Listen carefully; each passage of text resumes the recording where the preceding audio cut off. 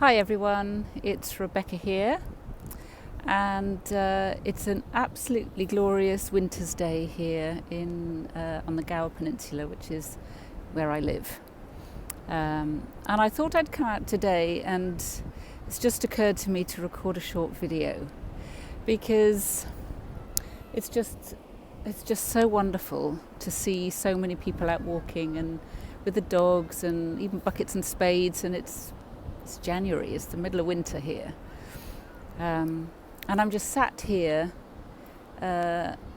watching the sea. Let me show you. Okay, that's my current view at the moment. That's Three Cliffs Bay there. And I'm sat here just lost in actually the beauty of it all. And it occurred to me that we can be so caught up in our experience, so caught up in what oftentimes feels like chaos in our heads, particularly when we're caring for someone that we love, and it's really, really tough. And it that becomes our whole experience. That's certainly what it felt like for me when Bea was ill. Was that's all I seemed to think about, that's all I knew, that was my life, is how it felt. And I'm sure that resonates with you.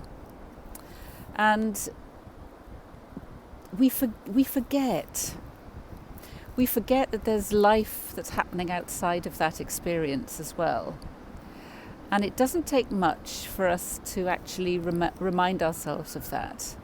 Now, I'm not here to give you a list of tools and techniques, because it's going to be different for everyone.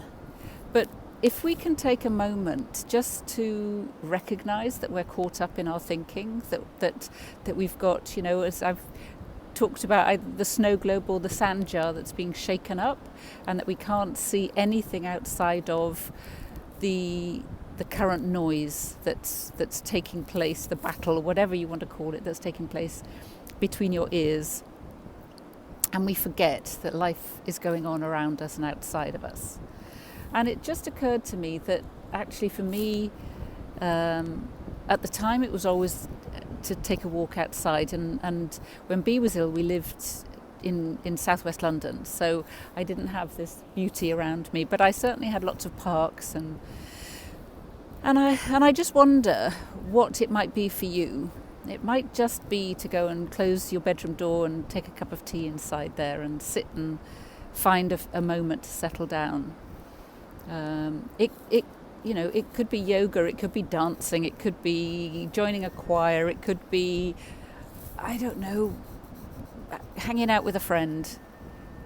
But it's not that I'm not giving you a list of things to try, because that's going to be very specific to you. But all I'm saying is stop yourself for a moment and listening to that voice inside, that quiet, that guidance system that you've got, and see what it's suggesting for you to do as a chance to replenish yourself.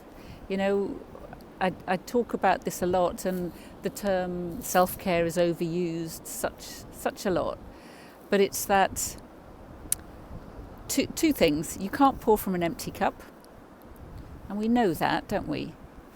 And also reminding you of the instructions we're given from the cabin crew about putting on our own oxygen mask before we help anybody with theirs when there's a drop in cabin pressure. So think about what's, if you're experiencing that drop in cabin pressure right now, what looks like your oxygen? What would be right in this moment for you to do to breathe a little, to take some time to regroup, so that you're then in a better position for caring for the person that you love. So I hope you find that helpful. I'm going to get back to watching my view now, and I'll speak to you again soon. Bye for now.